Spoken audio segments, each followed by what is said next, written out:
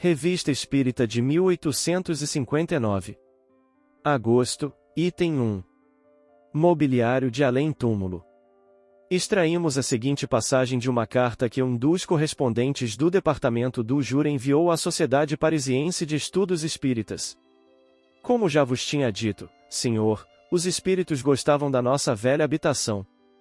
No mês de outubro passado, 1858, a senhora Condessa de C., amiga íntima de minha filha, veio passar alguns dias em nossa mansão, acompanhada do filhinho de 8 anos.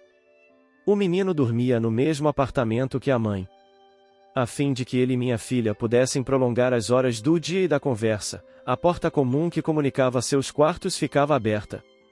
O garoto não dormia e dizia à sua mãe: "O que a senhora fará com esse homem que está sentado junto à sua cama? Ele fuma um grande cachimbo. Veja como enche o quarto de fumaça, mandai-o embora." Ele sacode as cortinas. Tal visão durou a noite inteira. A mãe não conseguiu fazer a criança calar e ninguém pôde pregar os olhos. Essa circunstância não surpreendeu a mim nem a minha filha, pois sabemos que há manifestações espíritas. Quanto à mãe, imaginou que o filho sonhava acordado ou se divertia. Eis um outro fato pessoal que comigo aconteceu no mesmo aposento, em maio de 1858. É a aparição do espírito de uma pessoa viva que ficou muito admirada por ter vindo me visitar. Eis as circunstâncias: eu estava muito doente e há tempos não dormia, quando vi, às 10 horas da noite, um amigo da família sentado perto de meu leito. Manifestei-lhe minha surpresa por sua visita àquela hora. Disse-me ele: "Não fale, venho velá-la." "Não fale, é preciso dormir." E estendeu a mão sobre a minha cabeça. Abri os olhos várias vezes para saber se ele ainda estava lá, e de cada vez me fazia sinal para os fechar e calar-me. Ele girava uma caixa de rapé entre os dedos, e de quando em quando, tomava uma pitada, como fazia costumeiramente. Por fim adormeci e, ao despertar, a visão havia desaparecido.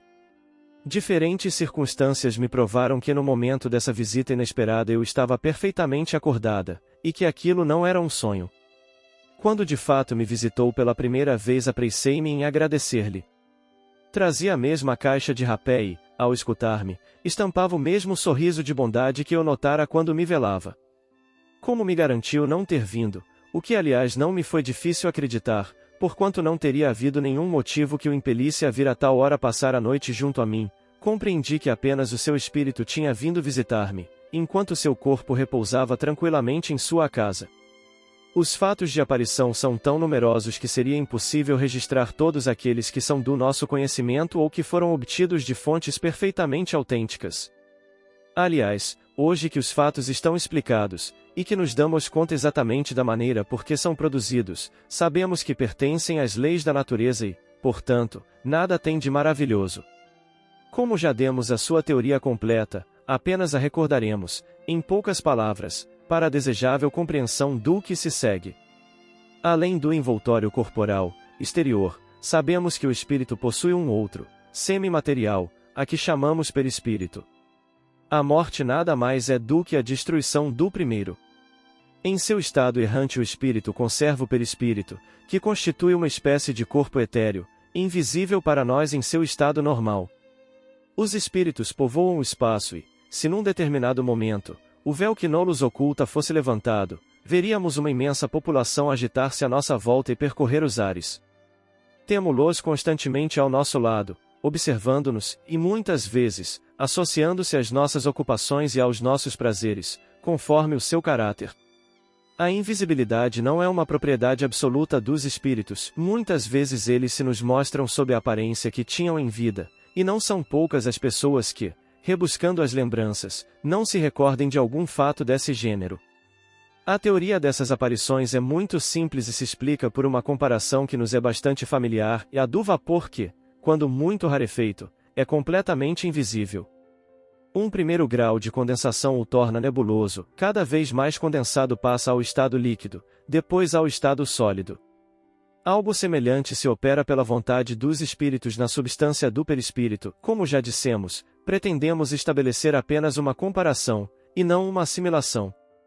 Servimos-nos do exemplo do vapor para mostrar as mudanças de aspecto que pode sofrer um corpo invisível, não se devendo concluir, por isso, que haja no perispírito uma condensação, no sentido próprio da palavra. Opera-se na sua contextura uma modificação molecular que o torna visível e mesmo tangível, podendo dar-lhe, até certo ponto, as propriedades dos corpos sólidos.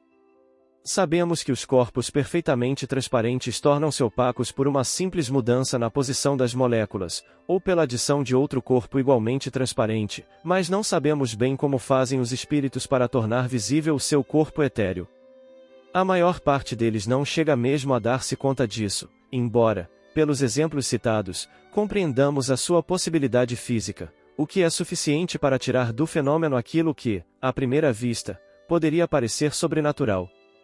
Pode, pois, o espírito operar, quer por simples modificação íntima, quer assimilando uma porção de fluido estranho que altera momentaneamente o aspecto de seu perispírito. É mesmo esta última hipótese que ressalta das explicações que nos têm sido dadas e que relatamos ao tratar do assunto, maio, junho e dezembro. Até aí não há nenhuma dificuldade no que concerne à personalidade do espírito. Sabemos, no entanto, que eles se apresentam com vestimentas cujo aspecto mudam à vontade, muitas vezes até possuem certos acessórios de toilette, joias, etc. Nas duas aparições que citamos no início, uma tinha um cachimbo e produzia fumaça, a outra possuía uma caixa de rapé e tomava pitadas, e notai bem o fato de que este espírito pertencia a uma pessoa viva e que sua tabaqueira era em tudo semelhante à de que se servia habitualmente, e que ficará em sua casa. O que significaria essa caixa de rapé, esse cachimbo, essas vestimentas e essas joias? Teriam os objetos materiais terrenos uma representação etérea no mundo invisível? A matéria condensada que forma tais objetos teria uma parte quintessenciada, que escapa aos nossos sentidos? Eis aí um imenso problema, cuja solução pode dar a chave de uma multidão de coisas até então inexplicadas, e é essa tabaqueira que nos põe no caminho, não apenas desse fato, mas do fenômeno mais extraordinário do espiritismo, o da pneumatografia ou escrita direta, de que falaremos logo em seguida. Se alguns críticos ainda nos censuram pelo fato de estarmos avançando muito na teoria, responderemos que não vemos razão alguma para nos manter na retaguarda quando encontramos uma oportunidade para avançar. Se ainda estão se distraindo com as mesas girantes, sem saber por que giram, não é motivo para nos determos no caminho. O espiritismo, sem dúvida, é uma ciência de observação, mas talvez ainda seja mais uma ciência de raciocínio, e o raciocínio é o único meio de fazê-lo progredir e triunfar de certas resistências. Tal fato é contestado unicamente porque não é compreendido, a explicação lhe tira todo o caráter maravilhoso, fazendo entrar nas leis gerais da natureza. Eis porque vemos diariamente pessoas que nunca viram e creram, simplesmente porque compreenderam, enquanto outras viram e não creem, porque não compreendem. Fazendo entrar o espiritismo no caminho do raciocínio, nós o tornamos aceitável para aqueles que querem conhecer o porquê e o como de todas as coisas, e o número destes é grande neste século, pois a crença cega já não faz parte dos costumes. Ora, se não tivéssemos senão indicado a rota, já teríamos a consciência de haver contribuído para o progresso desta nova ciência, objeto de nossos constantes estudos. Mas voltemos à nossa tabaqueira. Todas as teorias que apresentamos, relativamente ao espiritismo, foram dadas pelos espíritos, muitas vezes contrariando as nossas próprias ideias, como aconteceu no caso presente, provando que as respostas não eram o reflexo de nosso pensamento. Mas a maneira de obter-se uma solução não é coisa de só menos importância. Sabemos, por experiência, que não basta pedir bruscamente uma coisa para obtermos, nem sempre as respostas são suficientemente explícitas, é necessário desenvolver o assunto com certa precaução, chegar ao fim gradativamente por um encadeamento de deduções, que exigem um trabalho prévio. Em princípio, a maneira de formular as perguntas, a ordem, o método e a clareza são coisas que não devem ser negligenciadas e que agradam aos espíritos sérios, porque veem nisso um sério objetivo. Eis a conversa que tivemos com o espírito São Luís, a propósito da tabaqueira, com vistas à solução do problema da produção de certos objetos no mundo invisível. Sociedade, 24 de junho de 1859. No relato da senhora R., trata-se de uma criança que viu, perto do leito de sua mãe, um homem a fumar um grande cachimbo. Compreende-se que esse espírito possa ter tomado a aparência de um homem que fumava, mas parece que fumava realmente, pois o menino via o quarto repleto de fumaça. O que era essa fumaça? Reis. Uma aparência, produzida para o garoto. A senhora R. cita igualmente um caso de aparição pessoal, do espírito de uma pessoa viva. Esse espírito tinha uma caixa de rapé, do qual tomava pitadas. Experimentava ele a sensação que experimenta um indivíduo que faz o mesmo? Reis. Não. Aquela caixa de rapé tinha a forma da de que ele se servia habitualmente e que se achava guardada em sua casa. Que era a dita caixa nas mãos da aparição? Reis. Sempre aparência. Era para que a circunstância fosse notada, como realmente foi, e não tomassem a aparição por uma alucinação devida ao estado de saúde da vidente. O espírito queria que a senhora em questão acreditasse na realidade da sua presença e, para isso, tomou todas as aparências da realidade. Dizes que é uma aparência, mas uma aparência nada tem de real, é como uma ilusão de ótica. Desejaríamos saber se aquela tabaqueira era apenas uma imagem sem realidade, por exemplo, a de um objeto que se reflete num espelho. O Sr. Sanson, um dos membros da sociedade, faz observar que na imagem reproduzida no espelho há qualquer coisa de real, se ela não fica nele é que nada a fixa, mas se fosse projetada sobre uma chapa do daguerreótipo deixaria uma impressão, prova evidente de que é produzida por uma substância qualquer e não simplesmente uma ilusão de ótica. A observação do Sr. Sanson é perfeitamente justa. Teríeis a bondade de dizer-nos se existe alguma analogia com a caixa de rapé, isto é, se nela havia alguma coisa de material? Reis. Certamente. É com o auxílio deste princípio material que o perispírito toma a aparência de vestuários semelhantes aos que o espírito usava quando encarnado. Observação: é evidente que a palavra aparência deve ser aqui tomada no sentido de aspecto, imitação. A caixa de rapé real não estava lá, a que o espírito deixava ver era apenas uma reprodução daquela que era, pois, com relação ao original, uma simples aparência. Embora formada de um princípio material, ensina a experiência que nem sempre se deve dar significação literal a certas expressões usadas pelos espíritos. Interpretando-as de acordo com as nossas ideias, expomos-nos a grandes equívocos. Daí a necessidade de aprofundar-se o sentido de suas palavras, toda vez que apresentem a menor ambiguidade. É essa uma observação que os espíritos constantemente nos fazem. Sem a explicação que provocamos, o termo aparência, que de contínuo se reproduz nos casos análogos, poderia prestar-se a uma interpretação falsa. Dar-se-á que a matéria inerte se desdobre? Ou que haja no mundo invisível uma matéria essencial, capaz de tomar a forma dos objetos que vemos? Numa palavra, terão estes o seu duplo etéreo no mundo invisível como os homens são nele representados pelos espíritos?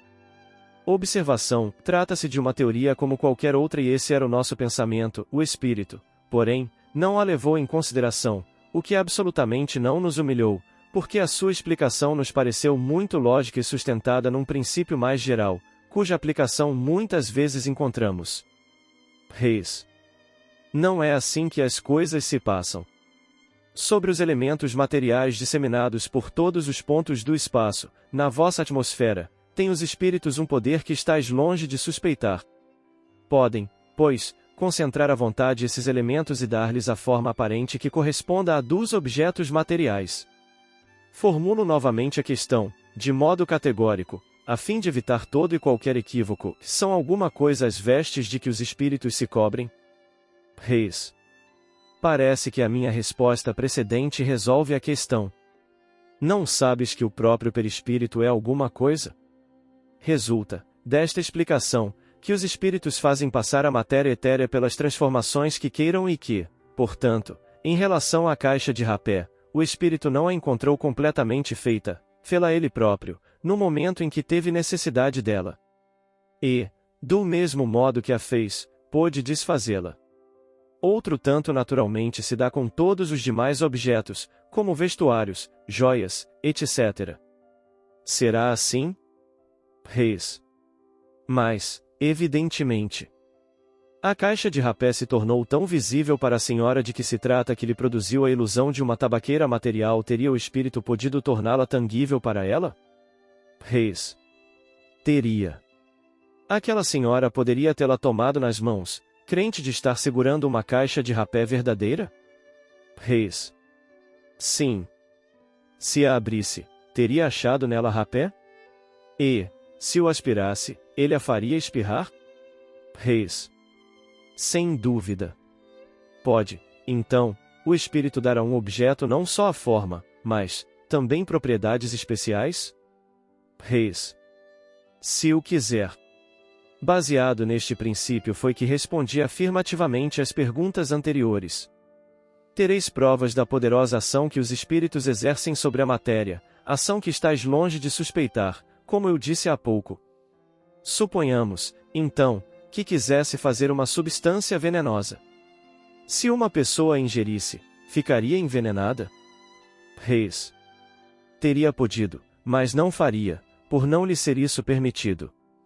Poderá fazer uma substância salutar e própria para curar uma enfermidade? E já se terá apresentado algum caso destes? Reis. Já, muitas vezes. Observação: encontramos um fato semelhante, acompanhado de interessante explicação teórica, no artigo que damos a seguir, sob o título Um espírito serviçal. Então, poderia fazer também uma substância alimentar? Suponhamos que tenha feito uma fruta, uma iguaria qualquer, se alguém pudesse comer a fruta ou a iguaria, ficaria saciado? Reis. Ficaria, sim, mas não procureis tanto para achar o que é tão fácil de compreender. Basta um raio de sol para tornar perceptíveis aos vossos órgãos grosseiros essas partículas materiais que enchem o espaço onde viveis. Não sabeis que o ar contém vapores d'água? Condensai-os e os fareis voltar ao estado normal.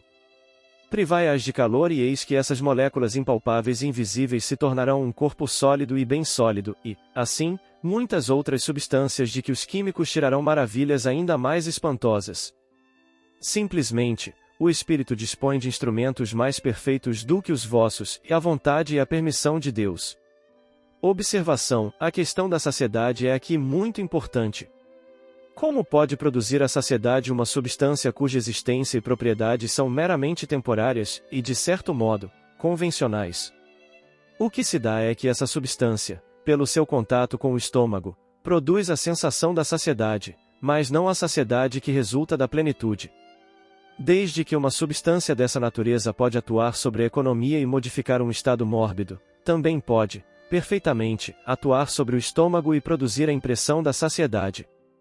Rogamos, todavia, aos senhores farmacêuticos e inventores de reconstituintes que não se encham de zelos, nem creiam que os espíritos lhes venham fazer concorrência. Esses casos são raros, excepcionais e nunca dependem da vontade. Doutro modo, toda a gente se alimentaria e curaria a preço baratíssimo. Da mesma forma poderia o espírito fabricar moedas? Reis. Pela mesma razão. Os objetos que, pela vontade do espírito, se tornam tangíveis, poderiam permanecer com esse caráter de permanência e de estabilidade? Reis. Isso poderia dar-se, mas não acontece. Está fora das leis. Tem todos os espíritos, no mesmo grau, esse poder? Reis. Não, não. Quais são os que têm mais particularmente esse poder? Reis. Aqueles a quem Deus concede, quando isso é útil. A elevação do espírito tem alguma utilidade? Reis. Por certo, quanto mais elevado o espírito, mais facilmente obtém esse poder, mas isso ainda depende das circunstâncias, e espíritos inferiores também podem ter esse poder. A produção dos objetos semimateriais resulta sempre de um ato da vontade do espírito, ou algumas vezes exerce-lhe esse poder, malgrado seu? Reis. Ele o exerce frequentemente, mesmo sem o saber. Seria, então, esse poder um dos atributos, uma das faculdades inerentes à própria natureza do espírito? Seria, de algum modo, uma de suas propriedades, como a de ver e ouvir? Reis. Certamente, embora muitas vezes ele próprio o ignore. Então, outro o exerce por ele, malgrado seu, quando as circunstâncias o exigem. O alfaiate do Zuavo era justamente o espírito de que acabo de falar e ao qual ele fazia alusão na sua linguagem espirituosa. Observação: encontramos uma comparação desta faculdade na de certos animais, o peixe elétrico, por exemplo, que emite eletricidade sem saber o que faz, nem como isso se dá e, menos ainda, sem conhecer o mecanismo que a põe em ação. Frequentemente nós mesmos não produzimos certos efeitos por atos espontâneos, dos quais não nos damos conta. Parece-nos, portanto, muito natural que o espírito possa agir nesta circunstância por uma espécie de instinto. Ele produz por sua vontade, sem saber como, assim como andamos sem calcular as forças que estão em jogo. Nos dois casos citados pela senhora R., compreendemos que um dos espíritos quisesse ter um cachimbo e o outro uma caixa de rapé, para ferir os olhos de uma pessoa viva. Pergunto, porém, se o espírito poderia pensar que possuía esses objetos, caso não tivesse chegado a fazê-la ver, criando, assim, uma ilusão para si mesmo. Reis. Não, se ele tiver uma certa superioridade, porque tem perfeita consciência de sua condição. Outro tanto não se dá com os espíritos inferiores. Observação: tal era, por exemplo, o caso da rainha de Oude, cuja evocação está relatada em nosso número de março de 1858 e que ainda se julgava coberta de diamantes. É possível que dois espíritos se reconheçam pela aparência material que possuíam em vida? Reis. Não é por esse meio que eles se reconhecem, porque não tomarão essa aparência um para o outro. Entretanto, se em certas circunstâncias se acharem em presença um do outro, revestidos dessa aparência, por que não se haveriam de reconhecer?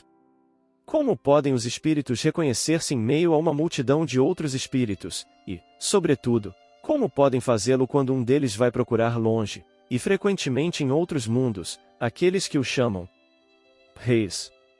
Isto é um problema cuja solução demandaria muito tempo, é preciso esperar. Não estáis suficientemente adiantado.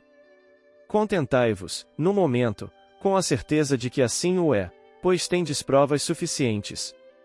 Desde que o espírito pode extrair do elemento universal os materiais para fazer todas as coisas, e com suas propriedades dar a elas uma realidade temporária, pode perfeitamente extrair o que lhe seja necessário para escrever.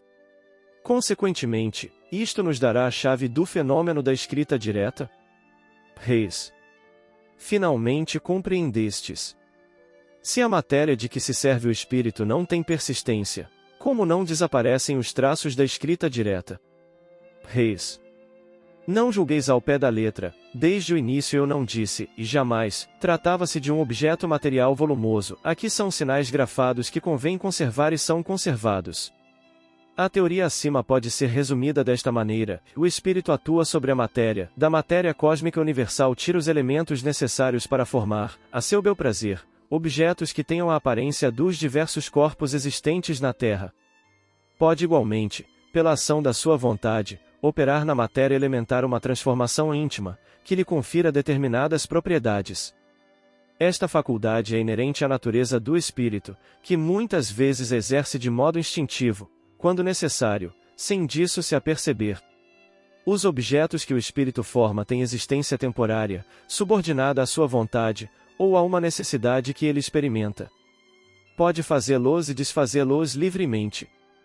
Em certos casos, esses objetos, aos olhos de pessoas vivas, podem apresentar todas as aparências da realidade, isto é, tornarem-se momentaneamente visíveis e até mesmo tangíveis. A formação, porém, não criação, considerando que, do nada, o espírito nada pode tirar.